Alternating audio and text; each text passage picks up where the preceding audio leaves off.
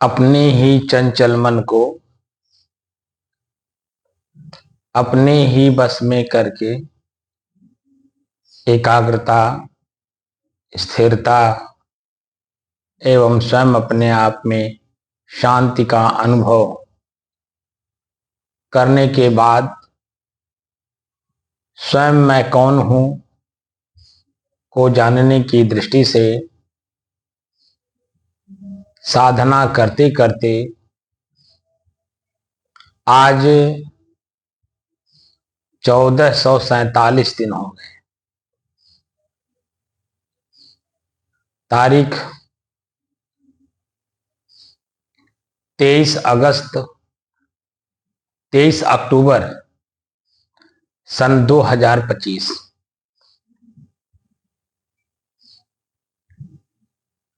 दिन बृहस्पतिवार, प्रातः काल का समय।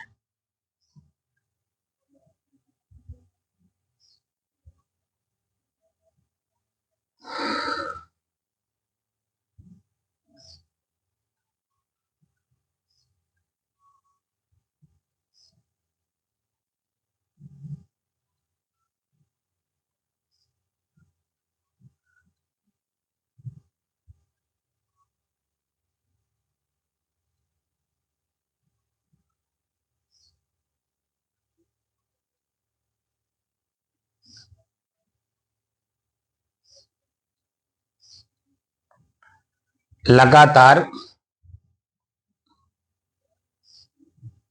हमारा मन एक ही किसी काम पर लगा रहे, उसको एकाग्रता कहते हैं, जब तक कि उसका फल उसको दिखाई ना दे, उसका परिणाम दिखाई ना दे।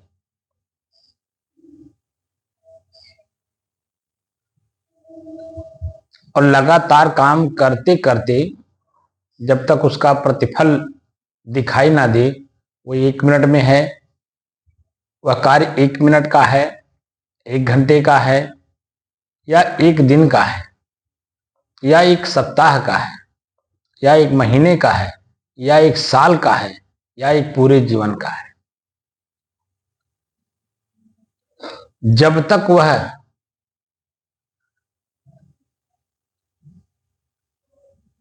कार्य कर रहा है, मन बनाने से पहले, मन बनाने से मतलब लक्ष्य बनाने के पहले से और लक्ष्य पूरा होने तक जो लगातार चलते हैं, हम लोग कार्य करते हैं, उसी में एकाग्रता और स्थिरता दोनों दिखाई देता है। क्योंकि आप स्थिर होकर काम कर रहे हैं, क्योंकि आप कोई लक्ष्य बनाए हैं, उसी लक्ष्य को पाने के लिए कार्य कर रहे हैं। लक्ष्य जब पूरा हो जाता है लक्ष्य पूरा होने के बाद जब हमें उसके बारे में ना सोचना है, ना बोलना है, ना करना है, ना चिंता करना है, वह जो स्थिति बनती है, उसी स्थिति का नाम है शांति।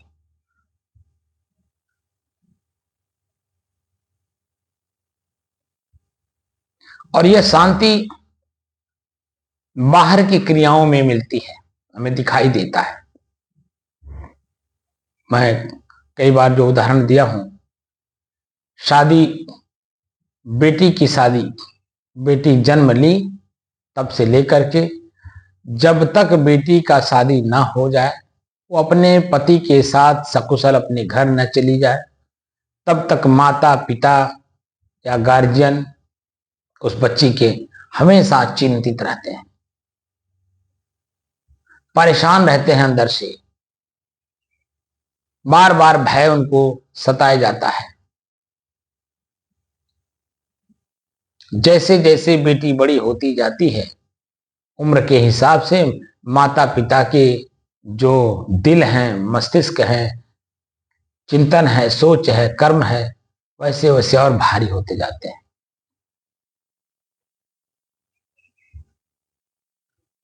लेकिन जैसे ही लड़की का शादी का दिन तय हुआ, आधा मन का जो भार है वो कम हो जाता है।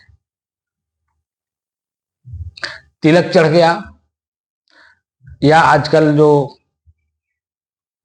सेरेमनी मनाते हैं, रिंग सेरेमनी, यानी कोई एक ऐसा कार्य हो जाता है जिससे कि शादी तय हो गया, ये 50% उनका भार कम हो गया। अब क्या लेन देन है वो सब हो गया।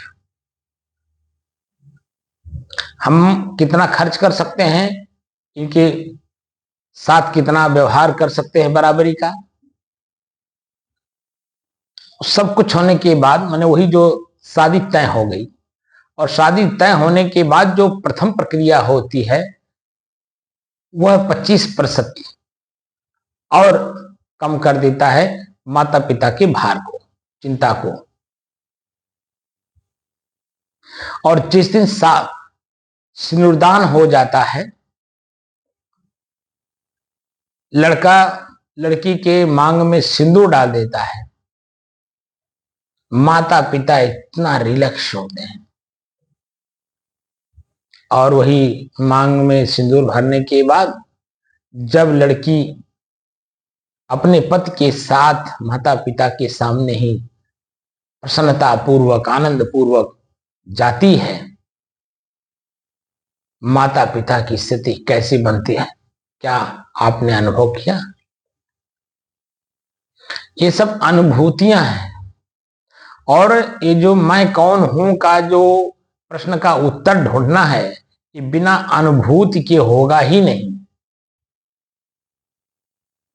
इसलिए समझ से काम करना है, स्थिर होकर के चलना है और समझ से काम लेना है, ताकि ये मैं अपने आप को, एक तो होता है क्रिया, एक होता है प्रतिक्रिया, कौन कर रहा है।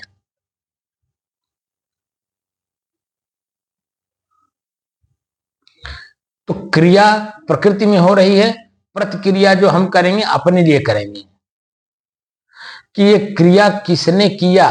जैसे लड़की का शादी किसने किया, क्योंकि लड़की भी तो वही जीव है जो मैं हूं। मैं जैसे पैदा हुआ वैसे वो भी पैदा हो रही है, हुई है। जैसे मैं अपने माता पिता के गोद में पला बढ़ा, वैसे वो बच्ची भी तो मेरे ही गोद में, माता पिता के ही गोद में तो पल बढ़ रही है। जो हमारे माता पिता हमारे साथ किए व्यवहार, वही व्यवहार हम उस बच्चे के साथ कर रहे हैं। तो क्या हम कर रहे हैं? अब इसके प्रश्न के उत्तर में आपको गहराई में जाना होगा। इस प्रश्न को अगर सॉल्व करना है, अगर उत्तर ढूंढना है, तो गहराई में जाना होगा। और गहराई विशेष प्रकार से आपको संतुष्टि देता है। संतुष्टि ही नहीं देता बल्कि तृप्त कर देता है, क्योंकि वहां आप फिर तत्वदर्शी बनने लगते हैं। क्योंकि क्रिया जो भी हो रही है प्रकृति में हो रहा है। प्रकृति 5 तत्वों से है। 5 तत्व अपने में जो कमोबेश प्रक्रिया है वर्तमान की, उसी में वो चलते हैं। हमारे जो विचार होते हैं वो भी त्रिगुणात्मक है, और त्रिगुणात्मक विचार भी वह प्रकृति में ही होते हैं।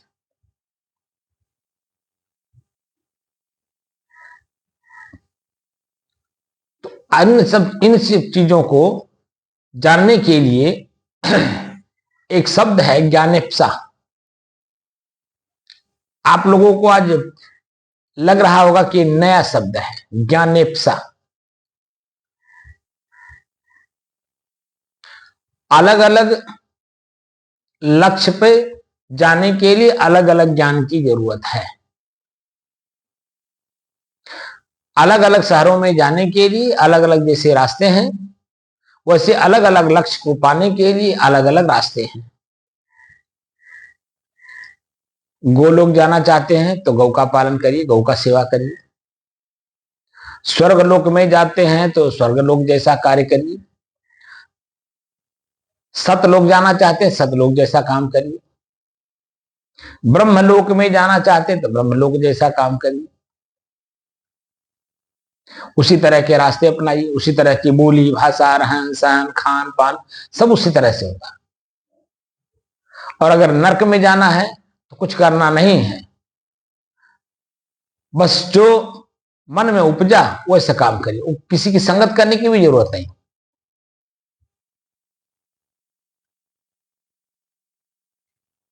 वो तो आपके अंदर में है ही है। नरक तो मन में है ही, हमारा मन ही नरक का द्वार है।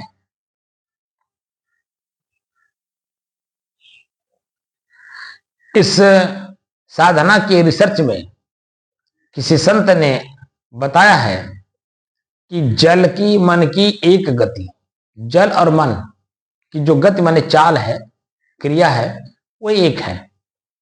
जल की मन की एक गति नीचे ही को जाए। आप पानी गिराइए, कभी ऊंचे चढ़ता है, वो सीधे नीचे जाता है। ऐसे हमारे मन की स्थिति है। ये अच्छा सोचने के लिए, अच्छा बोलने के लिए, अच्छा करने के लिए, अच्छे लोगों के बीच में रहने की प्रेरणा दी जाती है। अच्छे लोगों के बीच में रहो, अच्छे लोगों की खान पान रहन सहन बोली भाषा सब सीखो। स्कूल जाओ, स्कूल में जब जाओगे जैसा स्कूल है वैसा आपके रहन सहन खान पान उठना बैठना बोली भाषा सब सिखाया जाता है। तो जैसा हम संग करते हैं रंग हमारे ऊपर वैसे ही चढ़ता है। तो वहां हमें संग करना पड़ता है ऊंचे जाने के लिए। जैसे साधना करने के लिए मैं कौन हूं का पहचान करने के लिए अब यहां पे हमें किसी की संग की जरूरत पड़ रही है कि मैं कौन हूं। वह धीरे धीरे एक एक करके आपको हर बात को समझाने की कोशिश कर रहे हैं, बताने की कोशिश कर रहे हैं। जैसे जैसे हमारे मन की अवस्था जिस तरह मुड़ती है, अच्छे शब्दों का संग्रह अगर है, उत्तम शब्दों का, तो हमारे मन की स्थिति, शरीर की स्थिति, पारिवारिक स्थिति, शारीरिक स्थिति, सामाजिक स्थिति सब उत्तम होता चला जाता है। क्योंकि हमने संग किया है उत्तम लोगों का, शब्द हम संग्रह कर रहे हैं उत्तम का। तो हम जो जीवन जिएंगे व्यवहारिक जीवन उत्तम लोगों के बीच में। मध्यम शब्दों का अगर संग्रह हमने किया, मध्यम लोगों का संग किया, मध्यम खान पान, मध्यम बोली भाषा, तो हमारे मन की स्थिति, शरीर की स्थिति, परिवार की स्थिति, सामाजिक स्थिति सब मध्यम वर्गों में होगा। और अगर हम उत्तम और मध्यम का संग नहीं किए तो संग किसका होगा? वो अपने आप ही आपका संग निम्न स्तर पर होगा। आप वैसे सीखेंगे बोली भाषा खान पान रहन सहन, वैसे ही हमारे शरीर की स्थिति बदलेगी, मन की स्थिति बदलेगी, हमारे परिवार हमारे समाज की स्थिति वैसी रहेगी। वैसे समाज के साथ मैं रहूंगा। जो एक सामान्य प्रक्रिया है हम उसी में रह जाएंगे। और थोड़ा सा विशेष बनना है तो हर चीज को आपको ध्यान देना होगा। सुबह उठने से लेकर के रात्रि सोने तक हमें बहुत सावधान रहना पड़ता है। हम किसके साथ खड़े हैं, किसके साथ क्या बातचीत कर रहे हैं, किसका संग कर रहे हैं। हम क्या बोल रहे हैं, सब पर सावधानी बरतनी पड़ती है, क्योंकि मुंह से अचानक शब्द ना निकलने पाए। कोई भी शब्द निकले, सामने क्रिया करने वाला हमारे साथ जैसे मर्जी वैसे शब्द का प्रयोग करे, लेकिन उसके उत्तर में प्रतिक्रिया के रूप में अगर हमें शब्द बोलना पड़े तो वह उत्तम शब्द हो।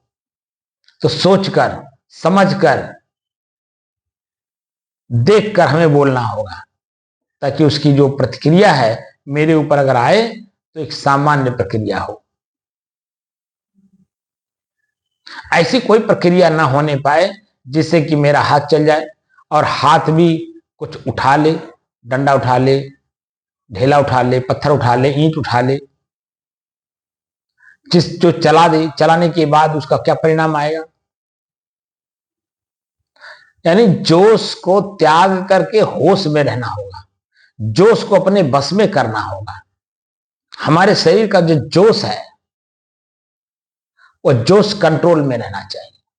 मन का जो जोश है वह हमारे बस में होना चाहिए। तो जब मन का जोश हमारे बस में है तो शरीर का जोश हमारे बस में हो जाएगा, पक्का है। लेकिन अगर मन का जोश अगर हमारे बस में नहीं है तो शरीर के जोश को आप रोक नहीं पाओगे, क्योंकि मन और शरीर दोनों चीनी पानी की तरह आपस में घुले मिले हैं। जैसा मन सोचता है वैसे हमारे शरीर में क्रियाएं होना शुरू हो जाती हैं। मन के सोचते ही, वाणी बोलते ही क्रिया अपने आप होना शुरू हो जाता है। इसलिए बड़ी सावधानी के साथ यह जो ज्ञान प्राप्त किया जा रहा है, मैं कौन हूं,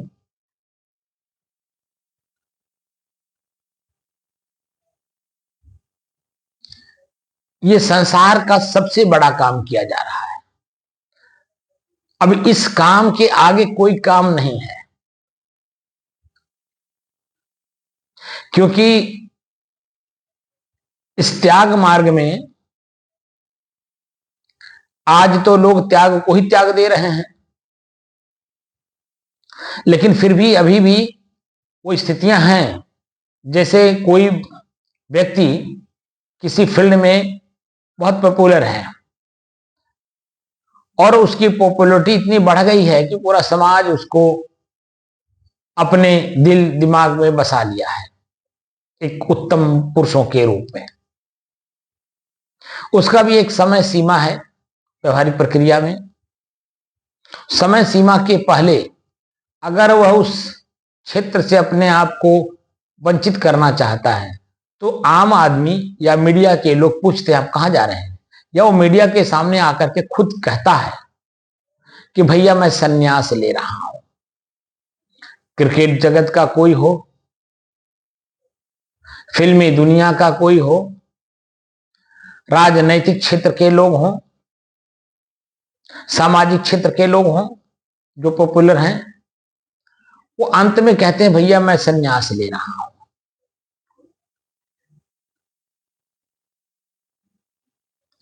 वह लोग सन्यासी बन रहे हैं और हम सन्यासी होते हुए जिसमें लोग प्रवेश करते हैं और उसमें मैं हूं, जिसकी जिम्मेदारी है कि जितने बड़े लोग या छोटे लोग आपके इस क्षेत्र में आते हैं उनको बच्चे की तरह पालना, पोसना, बड़ा करना, उनको सन्यास के बारे में पूर्ण जानकारी देना, सन्यासी बनाना, संन्यास्त में सन्यासी स्थिति में उसको स्थित करना, ये हमारी परम जिम्मेदारी है।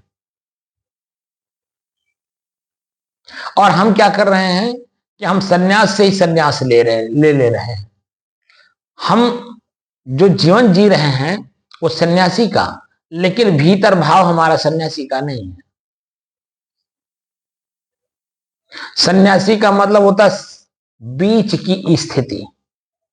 शरीर है तो शरीर में भूख लगेगा, प्यास लगेगा, नींद लगेगा, शरीर थकेगा, जो प्रकृति का नियम है वो शरीर में हर काम होगा और इसको जरूरत भी है।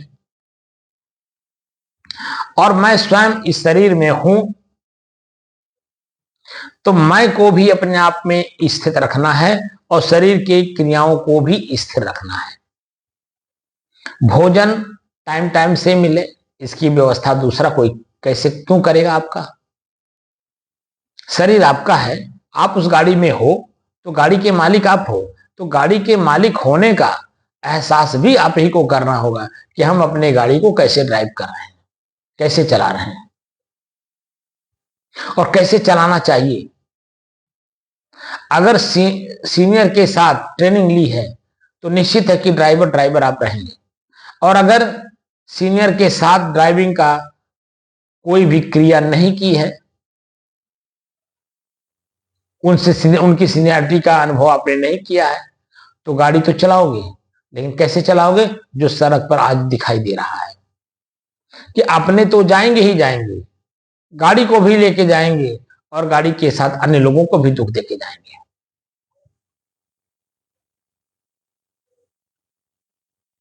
जो अनट्रेंड लोग हैं, जो सीनियर की बात नहीं मानते हैं, जो ड्राइव करने की जो ट्रेनिंग है वो नहीं लिए हैं, वही लोग अभी एक्सीडेंट हो रहे हैं। 15 साल से ऊपर के बच्चे ज्यादातर एक्सीडेंट कर रहे हैं, 15 साल से लेकर के 24 साल के भीतर। और ये बच्चे इतने भीषण एक्सीडेंट कर रहे हैं कि उस शब्द का मैं वर्णन नहीं कर सकता हूं, कैसे इनका भीषण एक्सीडेंट हो रहा है। ये गाल की जो मांसपेशियां हैं ऐसे हो जाते, देख करके मन घृणित हो जाता है। ऑन द स्पॉट अपने तो जाते ही जाते हैं, शरीर को इतना क्षत विक्षत करके जाते हैं, पहचानना मुश्किल हो जाता है।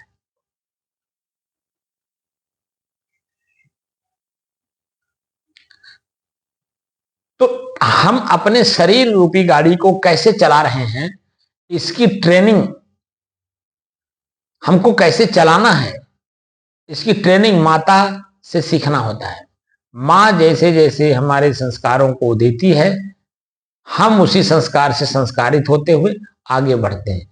जब मैं छोटा होता हूं, नन्हा मुन्ना, जब तक पैर से चलने की क्षमता हमारे अंदर में नहीं हो जाती, तब तक हम माँ के संस्कार को ग्रहण करते हैं। माँ के बाद फिर पिता है, पिता के बाद समाज में जिस क्षेत्र में आप कार्य करना चाहते हैं, उस क्षेत्र के सीनियर लोग, अनुभवी लोग, उनका सानिध्य प्राप्त करना होता है, विद्यालय जाना होता है, हर चीज सीखना होता है, उठना बैठना खाना जीना सोना हर तरह का चीज सीखना होता है, क्योंकि हमें आता नहीं हमें आता नहीं है। जो सीखता है वही आगे चल करके समाज का जिम्मेदार बनता है, क्योंकि उनको सामाजिक जिम्मेदारी दी जाती है, समाज के लोग देते हैं, क्योंकि आपके कार्य व्यवहार को समाज के लोग अच्छा देखें, अच्छा समझे, अच्छा और माने, और उसी अच्छाई को आपको प्रदर्शित करने के लिए जिम्मेदारी दी, पोस्ट दिया है, एक कुर्सी दी, एक अधिकारी बनाया, आपको अधिकृत किया कि हम सब लोगों के बीच में आप एक ऐसा अनुभव का काम कराइए जिससे कि हम लोग भी आपके सोच में सोच मिला सकें, आपके व्यवहार में हम अपना व्यवहार मिला सकें, आपकी कार्यशैली को हम सीख करके आप जैसा कार्य करके हम भी आप जैसा बनने की कोशिश करें, आपकी श्रेणी में आए। तो जन्म अनेकों जीवों का हो रहा है, अनेक जीव जो है पल रहे हैं, बढ़ रहे हैं, आगे बढ़ रहे हैं, और उसी में सब कुछ उत्तम पुरुष बन रहे हैं, मध्यम पुरुष बन रहे हैं, निम्न पुरुष बन रहे हैं। अब यहां हमें जन्म न लेने वाली प्रक्रिया में जाना है कि अगला जन्म हमारा हो ही ना। तो हमें करना क्या है? उसी ज्ञान की जरूरत है जिससे कि हम मुक्त हो सकें, यानी हम दोबारा शरीर न धारण करें, क्योंकि सारे दुख का कारण या सुख का कारण शरीर ही है। जब शरीर ही नहीं रहेगा, न क्षणिक सुख होगा और न ही अस्थायी दुख होगा। ना ही हम जन्म लेंगे, ना जन्म के बाद मृत्यु का भय होगा। हम निर्भय हो जाएंगे, अपने आप में स्थित हो जाएंगे, जो मैं हूं। अभी तो जन्म मरण का जो कारण बन रहा है वो प्रकृति में मिलने के कारण हो रहा है। आंख से जो देखा सुंदर सुंदर जगह, मन में भा गया, ये जगह अगर हमारी होती तो क्या अच्छा होता। जैसे अंग्रेज लोग भारत में जब आए तो कश्मीर में गए, हिमाचल में गए, पहाड़ी इलाकों में गए, देहरादून गए। अब वो जगह को उन लोगों ने मान लिया कि अगर ये जगह हमारी अपनी होती, हम स्वतंत्र होकर के यहां आकर के आनंद उठाते। अब उन लोगों ने उस जगह को पाने के लिए क्या क्या नहीं किया होगा, क्या करके क्या लोगों को सुख दिया, क्या कष्ट दिया, क्या पीड़ा दिया, और वो जगह जो का त्यों ही रह गया। वो अपने ही शरीर को त्याग करके चले गए, लेकिन आंख उन्हें प्रभावित कर गया। ऐसे ही एक दो नहीं, हजारों लाखों लोग इस पृथ्वी पर जन्म ले रहे हैं और उसी पृथ्वी पर इस आंख से देख करके प्रभावित हो जा रहे हैं। जमीन को देख के, सोना को देख के, चांदी को देख के, हीरा मोती पन्ना पुखराज को चमक को देख करके, बाहरी चमक दमक को प्रभावित हो जा रहे हैं। और उसको पाने के लिए इतना लालायित हैं कि सामने जो जीव है मेरे जैसा, वो भी मैं ही हूं, उसको कष्ट दिया जा रहा है, उसको पीड़ा दिया जा रहा है, उसकी हत्या की जा रही है, उसको बेघर किया जा रहा है अपने मन के गति को पाने के लिए।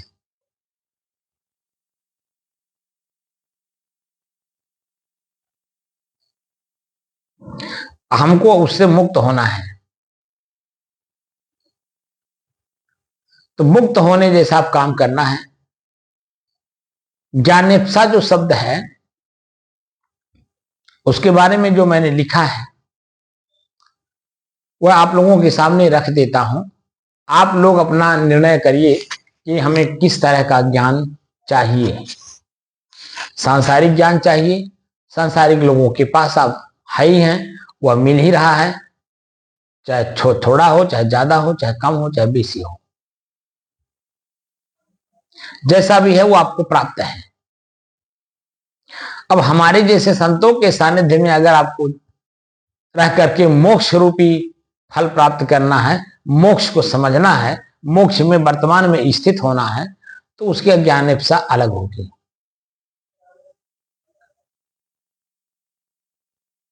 वो ज्ञानेप्सा में ही प्राप्त होगा।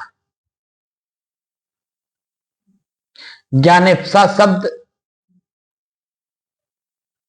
सुनने में कैसा लग रहा है? अटपटा सा लग रहा होगा कि कौन सा शब्द ले आए। क्या आपने कभी सुना है ज्ञानेप्सा के बारे में? ज्ञानेप्सा, ज्ञ पे आ की मात्रा, न पर एक ही मात्रा, आधा पे और स, सरवता वाला स और उस पे मात्रा आ की, ज्ञानेप्सा।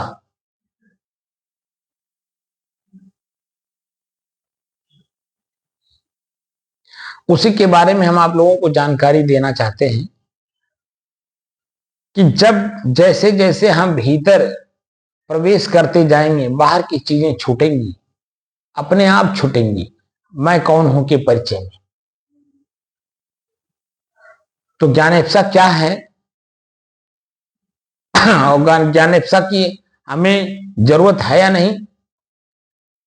क्या हम ज्ञानेप्सा में ही जी रहे हैं, या ज्ञानेप्सा प्राप्त करने की जरूरत है, या ज्ञानेप्सा में जीने के लिए कला सीखनी है?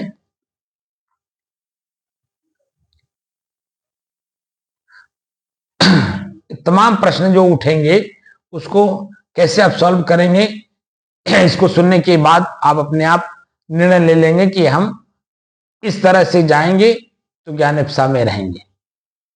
अभी हम हैं या नहीं है? आना है ज्ञानेप्सा में, आना है तो कैसे आना है? कौन ज्ञानेप्सा में ला सकता है? तमाम तरह के प्रश्न हैं इसमें।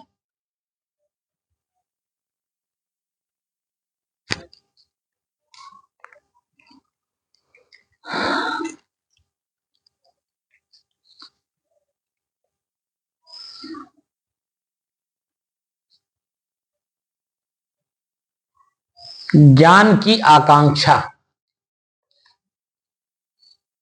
जिसके अंदर में आकांक्षा होती है ज्ञान को प्राप्त करने की,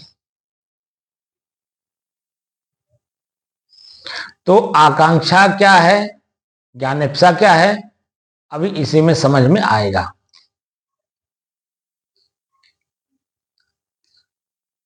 ज्ञान की आकांक्षा ये हमारा मोटा हेडिंग है और उसी मोटे हेडिंग में ज्ञानेप्सा शब्द से प्रयोग शुरू होगा। ज्ञानेप्सा दो शब्दों ज्ञान एवं इप्सा के संयोग से बना है। दो शब्द आपस में संयोग हुए तब ज्ञानेप्सा बना है। ज्ञान धन इप्सा, छोटी की मात्रा प आधा प और स आख मात्रा इप्सा, और ज्ञान अपने आप में अलग हो जाएगा। ई और अ मिल करके ए शब्द बनते हैं। ये शब्द जो बनता है अ और ई मिल करके बनता है, तो ज्ञान एप्सा, ज्ञानेप्सा। ज्ञानेप्सा दो शब्दों ज्ञान एवं इप्सा के संयोग से बना है। ज्ञान का अर्थ है जानना एवं इप्सा का अर्थ है इच्छा अथवा आकांक्षा। इच्छा अथवा आकांक्षा इप्सा शब्द का अर्थ है। इस प्रकार ज्ञान प्राप्ति की तीव्र इच्छा ही ज्ञानेप्सा कहलाती है, जिसके अंदर में वास्तव में चाहना, पूर्ण चाहना होती है कि नहीं, जब तक मिल नहीं जाएगा तब तक हम चलते रहेंगे, उसे प्राप्त करके ही छोड़ेंगे। जो ये भावना अंदर में प्राप्त हो उत्पन्न होती है उसे कहते हैं ज्ञानेप्सा। और ये ज्ञानेप्सा सबके अंदर में नहीं उत्पन्न होती है, बहुत बिरले लोगों के अंदर में उत्पन्न होती है। जैसे 10 लाख पे, 8 लाख पे, 5 लाख पे एक जिले पे एक डीएम होता है, तो डीएम पद प्राप्त करना आखिर उसी सामान्य आदमी में से ही तो डीएम बना हुआ है, कहीं अलग से तो आया नहीं है कि आकाश से उतर करके आकर के आपके 10 लाख, 5 लाख, 8 लाख आदमी का वो देखरेख कर रहा है। हमारे आपके बीच का ही वो व्यक्ति है। हो सकता हम ही आप हो।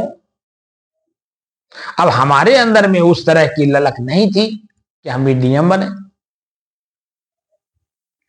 हमारे अंदर जो ललक थी वो, मैं स्वयं व्यक्तिगत अपनी बात कह रहा हूं कि बचपन में, मैं आप लोगों को बता भी चुका हूं, बचपन में 5 साल की अवस्था में जो बुढ़िया माई मेरे सामने मरी और वो जो प्रश्न मुझे दे गई कि आखिर मैं हूं कौन, मैं उस मैं कौन हूं को ढूंढने के लिए सन 90 से लेकर के सन 2000 तक लगातार 10 साल तक गुरुजी के सानिध्य में एकांत में रहा हूं।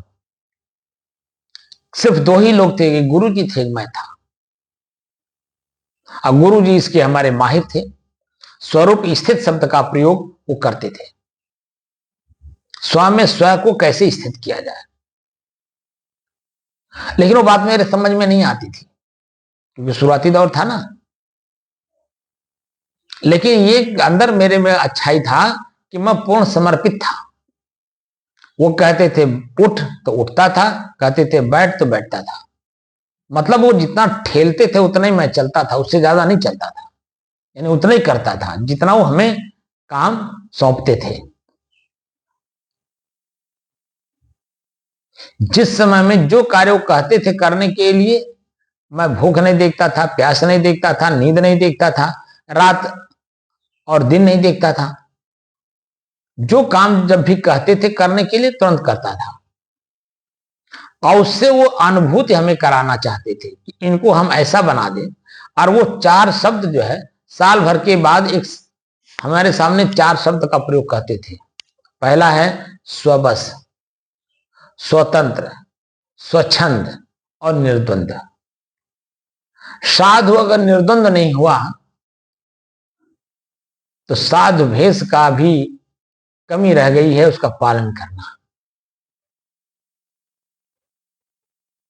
और वह कैवल्य अवस्था में ही होती है। अपने अकेलेपन में ही, भीड़ में नहीं होती है। और वह संजोग अच्छा था कि गुरु जी के पास भीड़ नहीं थी। जैसे जो महारथी हुए हैं, भीष्म पितामह किसके शिष्य थे? कौन धनुर्धर उन्हें सिखाया? तो परशुराम जी ने। और उन्हीं का गुरु भाई कर्ण किसके पास धनुर्विद्या सीखा? परशुराम जी के पास। और सिर्फ परशुराम जी और कर्ण दोनों ही सिर्फ थे और कोई नहीं। इसीलिए कर्ण को पूरी विद्या सिखा दी।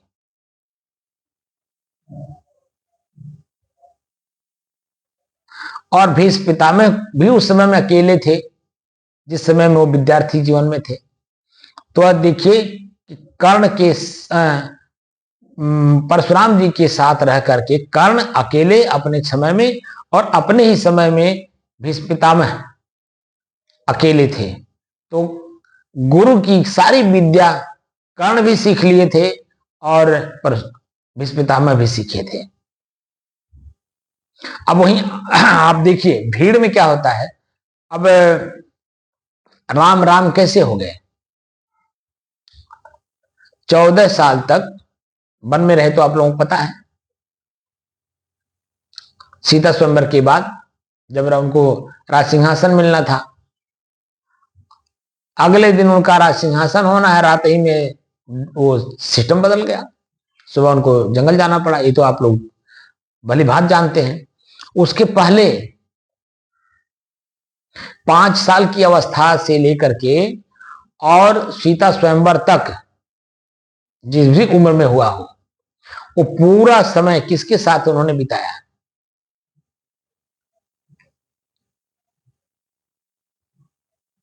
क्या हमको आपको पता है? पता तो होगा। वशिष्ठ जी के साथ, विश्वामित्र जी के साथ। विश्वामित्र जी के साथ दोनों भाई राम और लक्ष्मण बचपन से लेकर के और सीता स्वयंवर तक दोनों जनी सिर्फ थे। और उस अवस्था में राम ने जो अपने गुरु जी से सीखा वह उन्होंने प्रयोग किया अपने उस उम्र में जब प्रयोग करने लायक हुए। और वो कौन बने? आदर्शवान पुरुष, पुरुषोत्तम कहलाए, पुरुषों में उत्तम।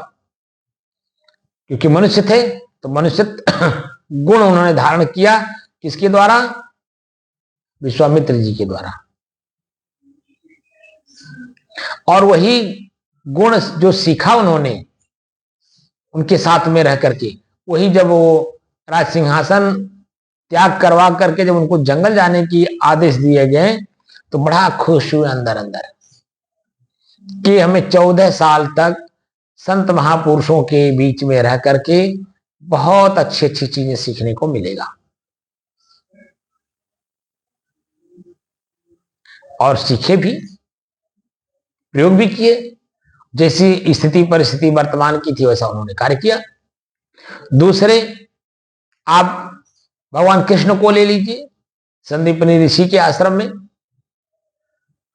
उन्होंने जो कुछ सीखा संदीपनी ऋषि से, उन्होंने महाभारत काल में उसका प्रयोग किया। अपने जीवन में उन्होंने प्रयोग किया। और आज भगवान कृष्ण हो गए।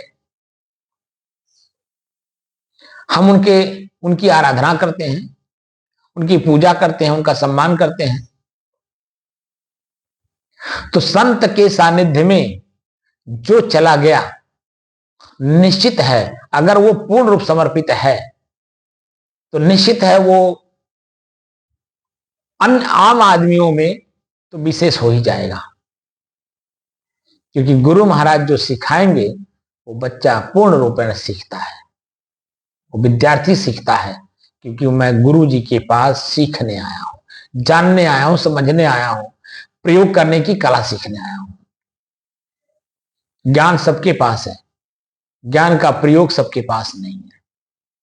इसीलिए सभी लोग दुखी हैं।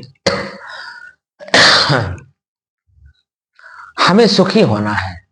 अब सुखी ही नहीं होना है, बल्कि हमें मुक्त होना है। सुख और दुख दोनों नहीं चाहिए, वह स्थिति हमें चाहिए। और उस अवस्था में आने के लिए अगर ज्ञानेप्सा नहीं है तो निश्चित है कि आप भले खीर पूड़ी खा लीजिए, साहब कहवा लीजिए, महाराज जी स्वामी जी कहवा लीजिए, टीका चंदन लगा लीजिए, भौतिक जीवन की जो भौतिकता है वो आपको मिल जाएगी, सब कुछ होगा, लेकिन जन्म मरण के चक्र से छूटना इतना आसान नहीं है जितना हम लोग समझते हैं। तो उस अवस्था में आने के लिए भीतर से हमें क्या करना होगा, कौन सी स्थिति हमें पैदा करनी होगी अपने आप में कि मैं मुक्त स्वरूप इसी शरीर में रहूं, मुक्त स्वरूप मैं इसी शरीर में ही रहूं और शरीर में रहते रहते मैं मुक्त हो जाऊं। जैसे सांप कीचुल छोड़ता है ऐसे शरीर मेरा छूट जाए, मैं जो हूं वहीं रह जाऊं, यह स्थिति पैदा करनी है। तो वह स्थिति पैदा करने के लिए अगर हम सामान्य जीवन में अगर विशेष काम नहीं करेंगे तो कैसे महसूस होगा कि या तो महसूस करना है मैं मुक्त हूं कि नहीं। सामने आंख के सामने चेहरा रहेगा किसी स्त्री का, किसी लड़की का, और यही आंख हमें प्रभावित ना करे उसके चेहरे को देख करके, आकर्षित ना करे, खिंचाव ना पैदा करे, उसको पाने की मन में ललक ना बढ़े। हम जैसे हैं, आंख खुला हो, दृश्य सामने हो और मैं अपने आप में बिल्कुल शांत रहूं।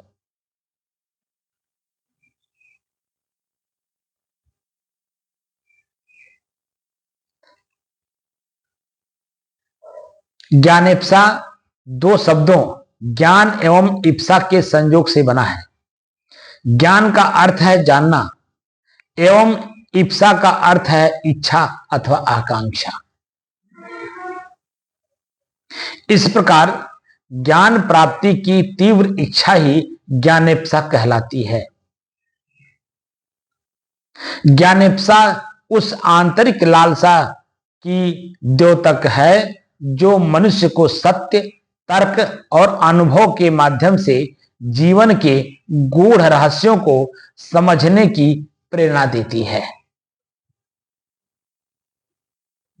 ज्ञानेप्सा उस आंतरिक लालसा की द्योतक है जो मनुष्य को या साधक को, हमारे आप जैसे साधक को, मनुष्य ही साधक होता है जिसके अंदर में इच्छा जागृत हो जाती है, इसलिए शब्द का प्रयोग मैं कर देता हूं कभी कभी। ज्ञानेप्सा उस आंतरिक लालसा की द्योतक है जो साधक को या मनुष्य को सत्य, तर्क और अनुभव के माध्यम से जीवन के गूढ़ रहस्यों को समझने की प्रेरणा देती है, समझ की प्रेरणा देती है। ज्ञानेप्सा ही वह प्रेरक शक्ति है जो अंधकार में भी प्रकाश खोजने को उन्मुख करती है। क्या है? ज्ञानेप्सा ही वह प्रेरक शक्ति है जो अंधकार में भी प्रकाश खोजने को उन्मुख करती है एवं साधक को अज्ञान से ज्ञान तथा असत्य से सत्य की ओर अग्रसर करती है। यह जानने की सामान्य प्रवृत्ति अर्थात जिज्ञासा से हटकर सत्य के प्रति एक गहन और सतत आकांक्षा है। जो हम चल रहे हैं सतत, इसी को आकांक्षा कहते हैं, क्योंकि वह सत्य अभी प्राप्त नहीं हुआ है जिसकी हमें खोज है। मैं अभी वो शब्द का प्रयोग ही नहीं किया कि मैं यही हूं। हाँ, इतना जरूर मैं कह दिया हूं कि मैं स्वयं अपने आप में शुद्ध हूं, स्थिर हूं, शांत हूं और एक रस हूं। लेकिन मैं यही बन गया, मैं शुद्धता में आ गया, कैसे पता चले आपको? आप कैसे पता करेंगे कि मैं शुद्ध हो गया? मैं शुद्ध हूं कि नहीं हूं तो मैं जानता हूं। आप अपने आप में, क्योंकि आप अपने आप को जानने के लिए मेरे से जुड़े हुए हैं, तो आप अपने आप में अपने आप को शुद्ध मैं हूं ये कैसे अनुभव करेंगे, कैसे महसूस करेंगे? उसी को ज्ञानेप्सा कहते हैं, जिसकी जिज्ञासा बारीक से बारीक चीजों को समझने, देखने, जानने में सक्षम हो, तब ज्ञानेप्सा भीतर से जागृत होती है। ज्ञानेप्सा ही वह प्रेरक शक्ति है जो अंधकार में भी प्रकाश खोजने को उन्मुख करती है। अंधकार क्या है? समस्या। भूख हमारी एक समस्या है, प्यास एक समस्या है, नींद एक समस्या है, आलस समस्या है। भूख से निजात पाने का जो शक्ति है, भूख समस्या है तो भूख का उपचार क्या है, ये प्रश्न मन में उत्पन्न होता है। कैसे हम अपने भूख को मिटाएं? तो भूख को मिटाने के लिए भी आप उत्तम पुरुष, मध्यम पुरुष और निम्न पुरुषों का जब व्याख्या देखेंगे तो आप देखेंगे कि निम्न पुरुष जो है वो अपनी मतलब त्रिखा को, यानी भूख को मिटाने के लिए कुछ भी खाने को तैयार हो जाएगा। कुछ भी मतलब कुछ भी, मांस है या मछली है, यानी कुछ भी खाने को तैयार हो जाएगा। बासी रोटी है, ताजा रोटी है या जैसा भी है, वो सब कुछ खाने को तैयार हो जाएगा, क्योंकि भूख इतनी सता दी है कि उसकी बुद्धि, दिल, दिमाग काम नहीं कर रहा है। वो उसी में घुल मिल गया, भूख को ही मैं मान लिया, इसीलिए कुछ भी खा लेगा। जैसे अलग अलग राज्यों में, अलग अलग देशों में आप जाइए तो वहां देखेंगे अलग अलग खान पान है, अलग अलग रहन सहन है, क्योंकि वो उसी की प्रकृति के नियमों में बंधे हुए हैं, उससे ऊपर उठ ही नहीं सकते। मध्यम पुरुष है तो मध्यम पुरुष तो इतना जरूर ध्यान रखता है, क्योंकि वो थोड़ा सा कुछ संस्कार लिया है माता पिता का, तो थोड़ा बहुत धैर्य है उसके अंदर में। जब बिल्कुल प्राण घातक स्थिति आ जाती है, तब भले वो शरीर को बचाने के लिए कुछ भी खा ले, वह वहां धर्म मान करके खा लेता है, शरीर को बचाने के लिए, क्योंकि शरीर में मैं हूं और शरीर मेरे अधीन है, तो इसको कुछ देना है, तो उस अवस्था में पहुंचने के बाद तो कुछ दे देता है। लेकिन जो उत्तम पुरुष है, सात्विक पुरुष है, वह कोई भी स्थिति ऐसी उत्पन्न हो जाए जहां प्राण घातक हो, वहां भी वह सात्विक भोजन ही खोजेगा। आप यहीं बगल में नेपाल है, हमारे जैसे लोगों के लिए तो नेपाल है ही नहीं। छोटे छोटे बच्चे बीड़ी सिगरेट पीते हुए मिलते हैं, हर दुकान पे अंडा मांस बिकता हुआ मिलता है आपको। क्या खाएंगे आप वहां पर? एक बार आप किसी भी तरह से वहां अगर पहुंच गए और अगर आप सात्विक हैं तो निश्चय कर लेंगे कि दोबारा हमें नेपाल में ना आना पड़े।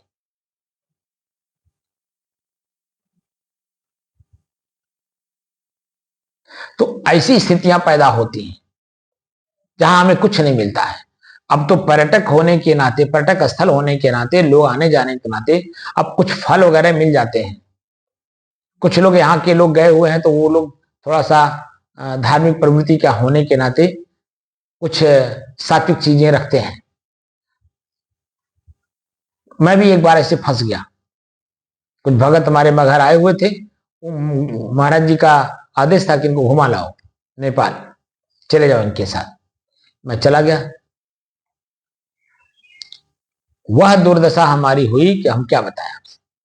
वो तो गुरु जी ने हमको पहले से ही मांझ दिया है, ठंडी गर्मी भूख प्यास मान अपान सहन करने की क्षमता दे दी है, जिससे कि मैं क्षमतावान बना रहा और कुछ धैर्य बनाए रखा जब तक उनके साथ रहा। और लौटा तो दोबारा मैं नहीं गया। दोबारा भी महाराज जी 1-2 साल के बाद कहे कि इनको घुमा लाओ, क्योंकि यात्री बहुत आते हैं। कहते हैं महाराज जी कोई अगर कोई साथ लोगों को दे दीजिए तो ज्यादा अच्छा होगा, वो लोग घुमा देंगे। तो महाराज जी भी बोल देते हैं अच्छा चले जाइए, किसी न किसी को भेज देते हैं। तो हमसे दोबारा भी कह, लेकिन हमने कहा महाराज जी गुरु जी अब जाने की हिम्मत नहीं है, क्योंकि वह स्थिति परिस्थिति हमारे अंदर में नहीं है कि जो मैं वहां जाकर के सेट हो जाऊं। या तो यहां से बोरी भर करके मैं ले जाऊं, आटा चावल दाल गैस सिलेंडर मिर्च मसाला सब ले जाऊं, तब तो ठीक है कि बना के खाया जाए। या तो ऐसे जाने में तो हमारी हिम्मत नहीं है, और मैं दोबारा गया भी नहीं। तो ये स्थितियां बनती हैं। तो उत्तम पुरुष जो होता है वो किसी भी परिस्थिति में ऐसी चीज को ग्रहण नहीं करेगा जिस पर मन पर असर पड़े। अब मन पर असर पड़ने का मतलब है कि वो दूरगामी होता है।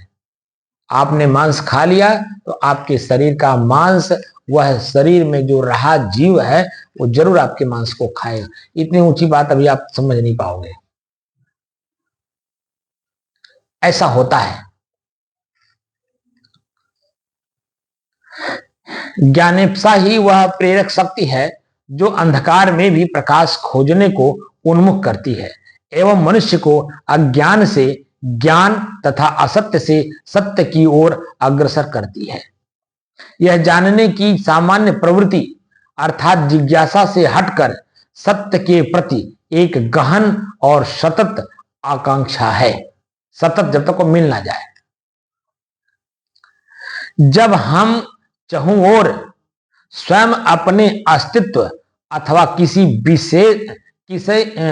विषय विशेष की गहराइयों में उतरने की उत्कंठा महसूस करते हैं, जब हम चहुं ओर माने चारों दिशाओं में स्वयं अपने अस्तित्व अथवा किसी विषय विशेष की गहराइयों में उतरने की उत्कंठा महसूस करते हैं, तब उस स्थिति में ही ज्ञानेप्सा का उदय होता है। हमारे अंदर में ज्ञानेप्सा अपने आप उदय हुआ है, जो मैं इतने आराम से आप लोगों को 1447 दिन तक लेकर के आया हूं, और अभी भी आगे भी ले चलूंगा। अभी हमारा मंजिल मिला नहीं है कि मैं यही हूं, ऐसा शब्द हमने अभी प्रयोग नहीं किया है।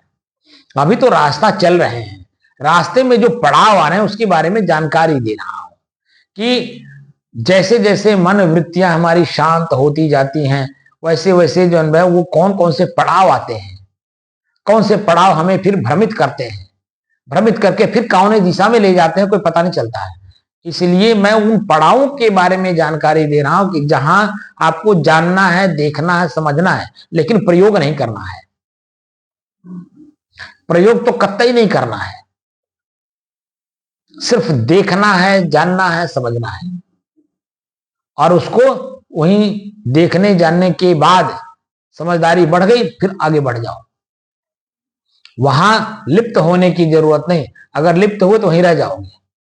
फिर आगे की जो स्थिति जो मैं की है परिचय करने वाली, अभी वो स्थिति आई ही नहीं है, तो फिर वहीं कि वहीं रह जाओगे। इसलिए हमेशा ध्यान रखिए कि यह जो ज्ञानेप्सा है, ज्ञानेप्सा पूर्ण पुरुष के लिए होती है, जिसके अंदर पूर्णत्व की प्राप्ति की इच्छा आकांक्षा होती है, वही इस ज्ञानेप्सा में स्थित रह पाता है। अन्यथा और जो शब्द हैं उसमें रह करके थोड़ा बहुत भोगेंगे, फिर उसी में लिप्त हो जाएंगे। अभी इस समय जो हमारे त्याग मार्ग में जो संग्रह प्रवृत्ति मार्ग जो उसमें आ गई, निवृत्ति मार्ग में रहते हुए भी प्रवृत्ति मार्ग जो हमने अपना लिया, वो अपने लिए आ बैल मुझे मार की स्थिति पैदा कर ली। एसी कार चाहिए, एसी ऑफिस चाहिए, एसी कमरा चाहिए, हम जहां जाए तहां इसी में जाए। ये जो बाहरी आकांक्षा हमने इसमें प्राप्त कर लिया, तो हमारे शरीर की जो स्थिति हो कमजोर हो गई। हम न भूख सहन कर पाएंगे, न प्यास सहन कर पाएंगे, न ठंडी गर्मी भूख, कुछ भी हम सहन नहीं कर पाएंगे। छोटी छोटी चीजों में हम उलझेंगे और उसकी पूर्ति के लिए हम नाना प्रकार के उपाय करेंगे, और उसी में जैसे आम आदमी उलझा हुआ है वैसे हम खास आदमी। इस वस्त्र का एक विशेष महत्व है, हम इस विशेष महत्व को नहीं समझ पा रहे हैं। क्या महत्व है इसका?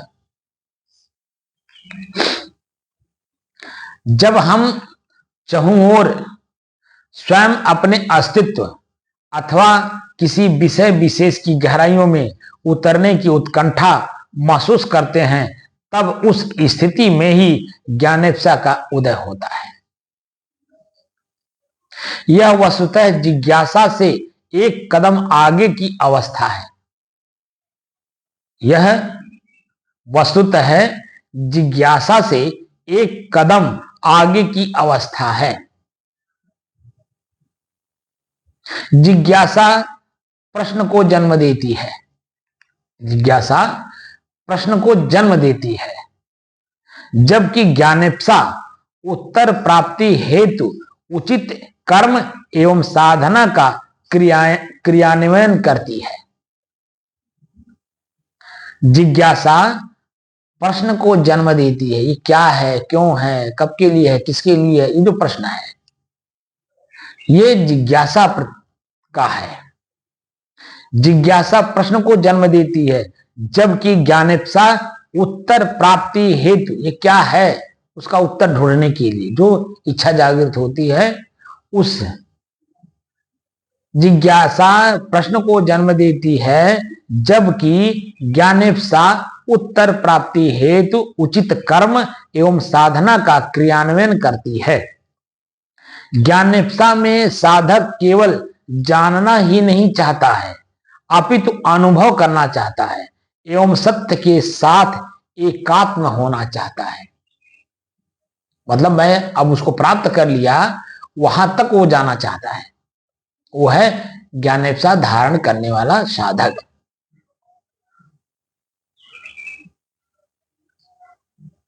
ज्ञानेप्सा में साधक केवल जानना ही नहीं चाहता, अपितु अनुभव करना चाहता है एवं सत्य के साथ एकात्म होना चाहता है। मनुष्य के जीवन का विकास तभी संभव है जब उसके भीतर ज्ञान की पिपासा बनी रहे। पिपासा मतलब वो जब तक मिल ना जाए तब तक उसी के बारे में, उसी धुन में रहना, उसी के धुन में रहना जब तक वो चीजें हमें मिल ना जाए।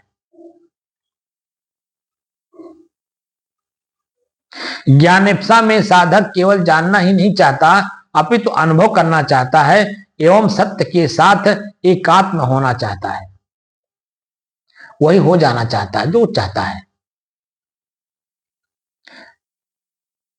साधक के जीवन का विकास तभी संभव है जब उसके भीतर ज्ञान की पिपासा बनी रहे। जीवन में प्रगति एवं आत्मबोध का आधार ज्ञानेप्सा ही है। जीवन में प्रगति एवं आत्मबोध का आधार ज्ञानेप्सा ही है। ज्ञानेप्सा के अभाव में जीवन जड़वत हो जाता है। ज्ञानेप्सा के अभाव में, ज्ञानेप्सा के अभाव में जीवन जड़वत हो जाता है।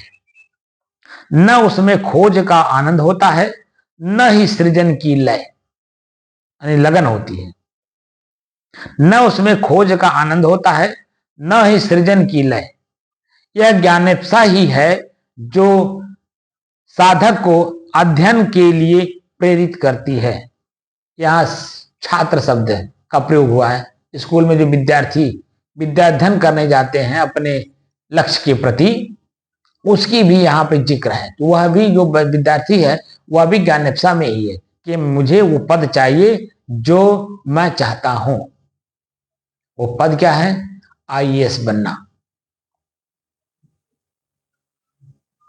आईएएस की लालसा सभी विद्यार्थियों के अंदर में है।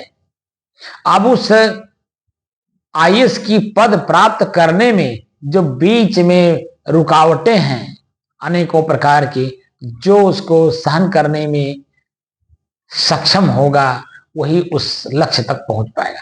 और वह कई लाख बच्चे जन वो आईएएस की तैयारी का जो फॉर्म है वो भरते हैं, लाखों लोग, और उसमें आते कितने लोग हैं? तो ये चीजें हैं। तो जो लगन से आता है वही उसको प्राप्त कर पाता है।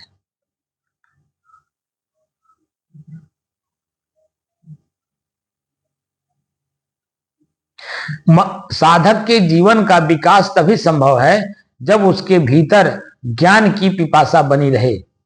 जीवन में प्रगति एवं आत्मबोध का आधार ज्ञानेप्सा ही है। ज्ञानेप्सा के अभाव में जीवन जड़वत हो जाता है। न उसमें खोज का आनंद होता है, न ही सृजन की लय। यह ज्ञानेप्सा ही है जो छात्र को या साधक को या विद्यार्थी को अध्ययन के लिए प्रेरित करती है। विज्ञानियों को प्रयोग करने को बाध्य करती है। जो ज्ञान को भी विशेषण लगा करके विशेष रूप से जानने की कोशिश करते हैं उन्हें वैज्ञानिक कहते हैं।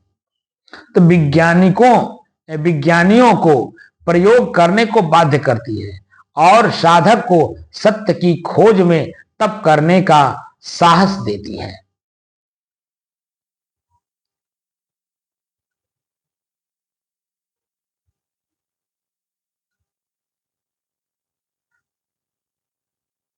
यह ज्ञानेप्सा ही है जो छात्र को या विद्यार्थी को या साधक को अध्ययन के लिए प्रेरित करती है, विज्ञानियों को प्रयोग करने को बाध्य करती है और साधक को सत्य की खोज में तप करने का साहस देती है। जब व्यक्ति या साधक ज्ञान के प्रति सचेत होता है तो उसके विचार, व्यवहार और निर्णय सभी में विवेक का प्रकाश झलकता है। अब विवेक क्या है? दो चीजें जो एक में मिल गई हैं, वो जो अलग अलग करती हैं उस शक्ति का नाम है विवेक। बुद्धि ज्ञान नहीं है, शक्ति का नाम है विवेक, जो दो चीजों को अलग अलग करती है। मैं और मेरे को जो अलग अलग करती है उस शक्ति का नाम है विवेक। हाँ, हम लोग जो है आधा अधूरा व्यवहार करते हैं, आधा अधूरा अध्यात्म में आकर के व्यवहार करते हैं, तो इसलिए कंफ्यूजन बनी रहती है। हमें दोनों तरफ नहीं रहना, हमें एक दिशा में चलना होगा। या तो अध्यात्म को स्वीकार करिए या तो व्यवहार को स्वीकार करिए। व्यवहार में भी अध्यात्म का समावेश है और अध्यात्म में भी व्यवहार का समावेश है, दोनों में सम्मिलित है। अब दोनों में एक को जब चुनेंगे तो दोनों को साथ लेकर के चलना होगा। अगर व्यवहार में आपने अध्यात्म का प्रयोग नहीं किया तो आप पशु के समान हैं। माता के साथ कैसा व्यवहार करना चाहिए, पिता के साथ कैसा व्यवहार करना चाहिए, जो जन्म दिए हैं, पाले पोसे बड़ा किए हैं, हमारे शरीर में जो कुछ भी सुख दुख पड़ा उसका पूरा साक्षी बने हैं। अब उनके साथ भी अगर हम अमानवीय व्यवहार करें तो समझ जाइए कि हम क्या हैं, तो पशु हैं कि नहीं, तो हम मनुष्य कहाँ हैं। तो वहां भी हमें अध्यात्म की जरूरत होती है कि मैं अपने माता पिता के साथ क्या कर रहा हूं, अपने भाई बंधुओं के साथ, पड़ोसियों के साथ, गांव के साथ, अपने नात बात हित मित्र के साथ मैं क्या कर रहा हूं, अपने देश के प्रति क्या कर रहा हूं, पूरी मानव मात्र के समाज के लिए मैं क्या कर रहा हूं। अगर ये प्रश्न का सॉल्यूशन नहीं है तो आपकी जिंदगी कैसी है, ये जो लोग इसमें जी रहे हैं वह खुद जा करके उनको देखिए कि उनकी जिंदगी कैसी है।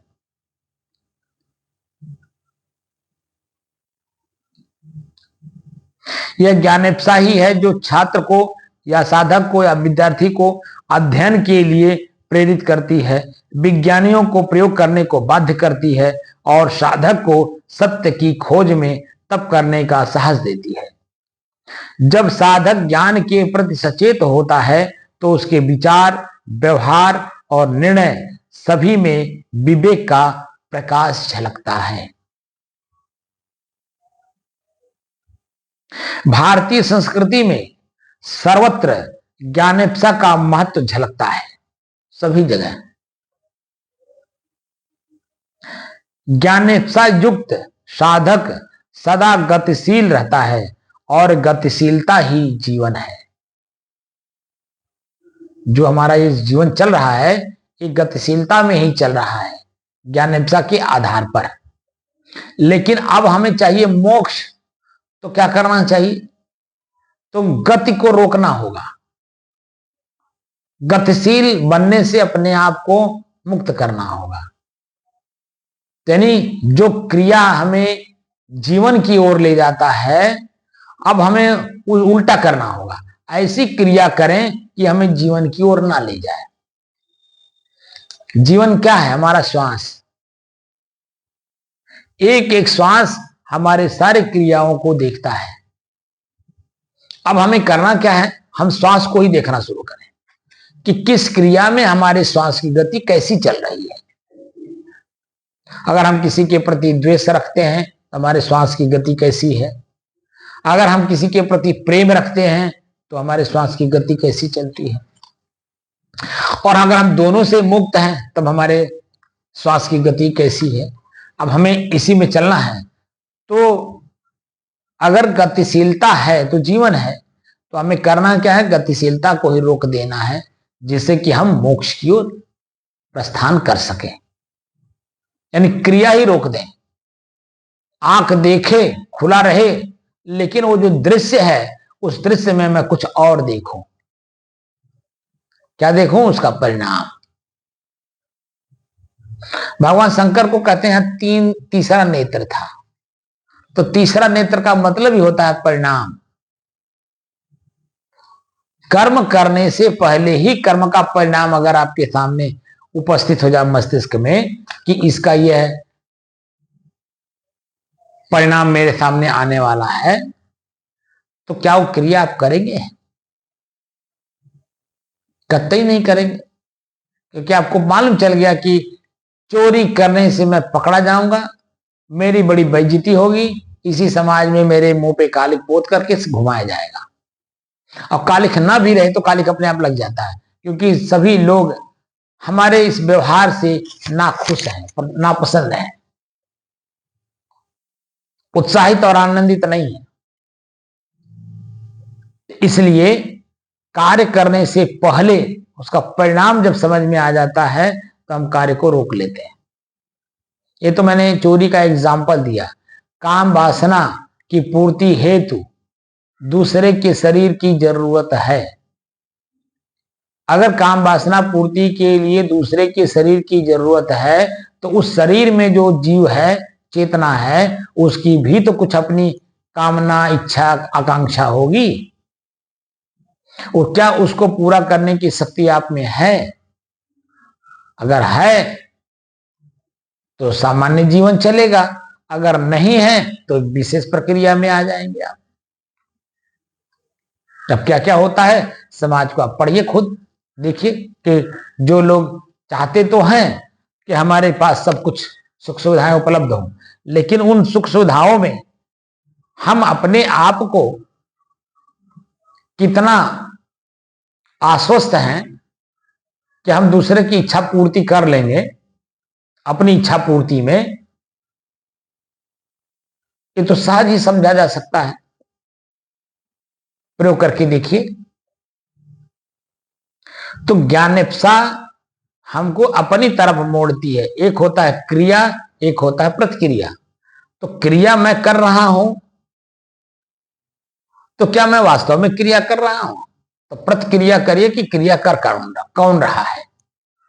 तो क्रिया मैं नहीं कर रहा हूं, क्योंकि मैं तो शुद्ध हूं, स्थिर हूं। तो जो शुद्ध होता है उसमें क्रिया होती ही नहीं, वो तो पेवर है, उसमें मिलावट है ही नहीं। क्रिया अगर उसमें हो रही है तो इसका मतलब कुछ मिला हुआ है।